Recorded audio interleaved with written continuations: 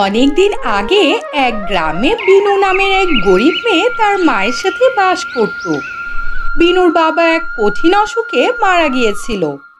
বিনুর গ্রামে রুম্পা ও টুম্পা নামের দুই ধনী বোন বাস করত। বিনু, রুম্পা ও টুম্পা একই স্কুলে লেখাপড়া করত।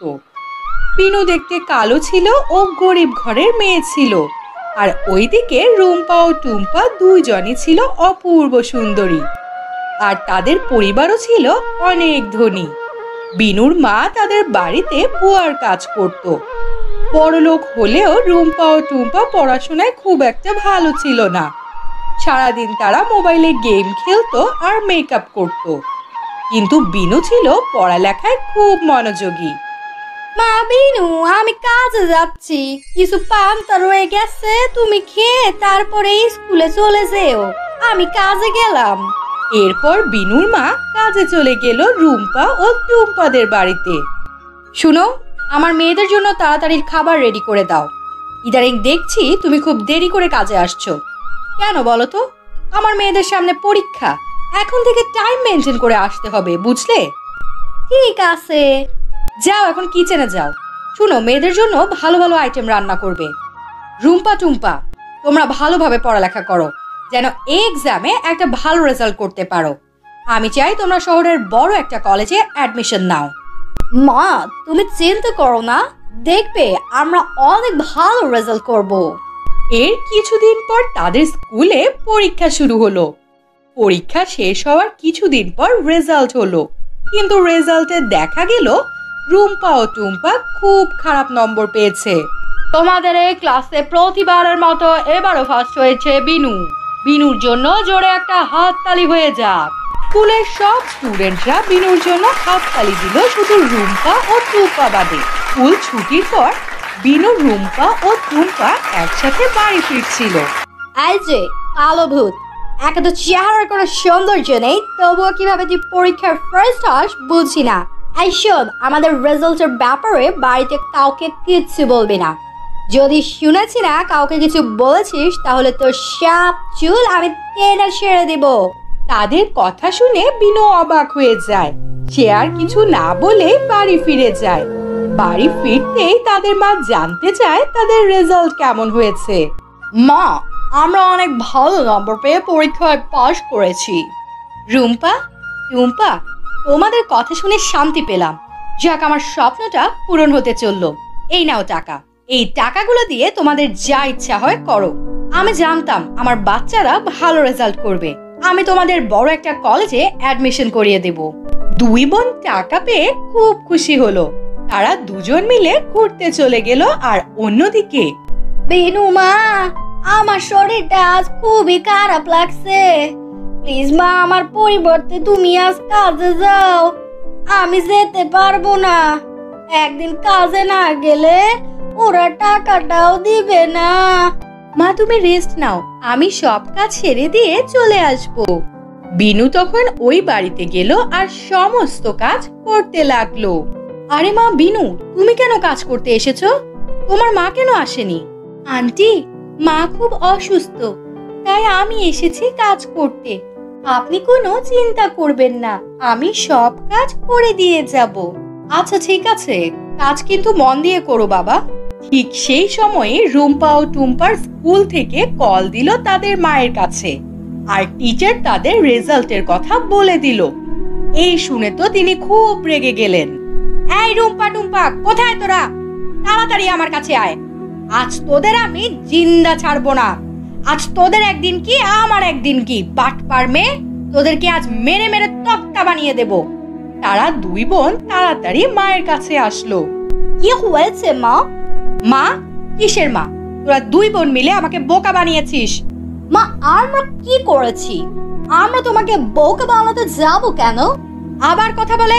খবরদার বলে দিলাম, তোরা আর আমার সাথে কথা বলবি না।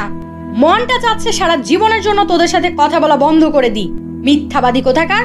তোরা আমার সাথে কেন বললি যে তোরা খুব ভালো রেজাল্ট নিয়ে পাশ করেছিস?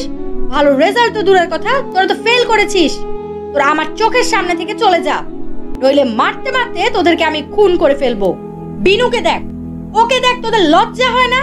ও তার মাকে কতটা সাহায্য করে, ওই স্কুলে সবার থেকে বেশি নম্বর পেয়ে ফার্স্ট হয়েছে। মা, আমাদের ক্ষমা করে দাও, আমরা খুব ভয় পেয়েছিলাম, এজন্য তোমার সাথে মিথ্যা বলেছি মা। আর কখনো এমন করবো না। সরি মা, প্লিজ মা, ক্ষমা করে দাও। সরে যাও আমার সামনে থেকে, আমাকে উল্টো বোঝানোর চেষ্টা করো না। তারা দুই বোন খুব মন খারাপ করে চলে গেল। আজ আমি বিনুকে ছাড়বো না। ও সব মায়ের কাছে বলে দিয়েছে। ওকে কতবার নিষেধ করলাম তাও বলে দিল। ওর জন্য মা আমাদের এত বকলো। ওকে আজ আমি এমন শিক্ষা দেব সারা জীবন মনে রাখবে। ঠিক বলেছিস বোন, কিন্তু ওকে কিভাবে উচিত শিক্ষা দেয়া যায়? দুই বোন মিলে ভাবতে লাগলো। আইডিয়া, একটা ভালো আইডিয়া পেয়েছি। আমাদের বাড়ির পাশে যে জঙ্গল আছে সেখানে একটা শুকনো কুয়ো আছে। ওকে সেখানে নিয়ে গিয়ে ওই কুয়োর মাঝে ধাক্কা মেরে ফেলে দিব। এরপর দুই বোন মিলে বিনুর সাথে নাটক করতে লাগলো। বিনু, আমরা জীবনে অনেক ভুল করেছি, তোমাকে অনেক কষ্ট দিয়ে কথা বলেছি। আমরা এখন থেকে তোমার সাথে মিলেমিশে থাকতে চাই। আমরা তোমার কাছে পড়া শিখতে চাই। হ্যাঁ বিনু, আমরা দুই বোন মিলে তোমার সাথে ফ্রেন্ডশিপ করতে চাই। তুমি কি রাজি আছো বিনু? আচ্ছা ঠিক আছে, তোমরা যখন শুধরাতে চাচ্ছ আমি অবশ্যই সাহায্য করব। আমি সময় বের করে তোমাদের পড়াগুলো শিখিয়ে দেব। সত্যি বিনু, তোমার মনটা অনেক ভালো। কিন্তু বিনু, আমরা কাল থেকে পড়বো। চলো আমরা আজ একটু ঘুরে আসি। এরপর তারা তিনজন মিলে ঘুরতে শুরু করলো। ঘুরতে ঘুরতে তারা ওই কুয়োর কাছে চলে গেল। আরে বিনু, তুমি কি জানো এই কুয়োর মাঝে একটা রাস্তা আছে আর সেটি চাঁদ পর্যন্ত পৌঁছে গেছে? টুম্পা, তুমি সত্যি বলছো? আচ্ছা ঠিক আছে, আমিও দেখি কেমন রাস্তা। এই বলে বিনু কুয়ার ভিতরে যেই না উকি দিল, অমনি দুই বোন মিলে তাকে ধাক্কা দিয়ে কুয়োর ভিতরে ফেলে দিল। সেখানে বিনু একটা বড় গুহা দেখতে পেল। বিনু চুপি চুপি সেই গুহার কাছে গিয়ে দেখলো একটি দুষ্ট ডাইনি একটি পরীকে বন্দি করে রেখেছে। সুন্দরী পরী, আজ আমি তোকে খুন করব। তোকে আজ হাতের নাগালে পেয়েছি। তোর মায়ের সাথে আমার বহুদিনের শত্রুতা, আজ আমি জিতে যাব। না না, তুমি আমাকে মেরো না প্লিজ, আমাকে ছেড়ে দাও। তুমি কি চাও বলো, তোমাকে সেটাই দেব। তবু তুমি আমাকে মেরো না। আমি তো আর কিচ্ছু চাই না, শুধু তোকে মারতে চাই। তোর মাকে কাঁদাতে চাই। তোর মা কাঁদলে তবেই না আমি শান্তি পাবো। এই বলে ওই ডাইনি সেখান থেকে চলে গেল। তখন বিনু সেই পরীটার কাছে গেল। কি হয়েছে? ওই দুষ্ট ডাইনি তোমাকে এভাবে বেঁধে রেখেছে কেন? মেয়ে, তুমি কি এখানে কিভাবে এলে? যাই হোক, শুনো, ওই ডাইনিটা আমার মায়ের সাথে পুরনো জিদ রয়েছে, তাই আমাকে মেরে সেটার উসুল করতে যাচ্ছে। আমাকে বলো, আমি কিভাবে তোমাকে সাহায্য করতে পারি? তুমি যদি আমাকে সাহায্য করতে চাও তাহলে ডাইনিটার একটা জাদুর লাঠি আছে, সেটা তোমাকে খুঁজে বের করতে হবে। সেই জাদুর লাঠিতে ওই ডাইনিটার প্রাণ, তাই ওই লাঠিটা ভেঙে ফেললে ডাইনিটা মরে যাবে আর আমিও মুক্ত হতে পারবো। এই কথা শুনে বিনু জাদুর লাঠি খুঁজতে লাগলো। খুঁজতে খুঁজতে লাঠিটা যখনই পেয়ে গেল তখনই ওই ডাইনিটা চলে আসলো। তুই কে রে? আমার গুহায় কি করিস? তাও আবার আমার জাদুর লাঠির কাছে? ও, তোকে তো দেখছি মরণে টেনে এনেছে। হ্যাঁ, মরণে টেনে এনেছে, তবে আমার না, ডাইনি তোর। কি বলে এই মেয়ে? আমার সাথে পারবি না? এই বলে ডাইনিটা হাসতে থাকে আর তখনই বিনু ওই জাদুর লাঠিটা ভেঙে দুই টুকরো করে ফেলে আর সাথে সাথে ডাইনিটার শরীরে আগুন লেগে যায়। ডাইনি ওখানেই মরে ছাই হয়ে যায়। ডাইনির মরে যাওয়াতে ওই পরীটাও মুক্ত হয়ে যায়। তুমি আমার অনেক বড় উপকার করলে গো। বলো তুমি কি চাও?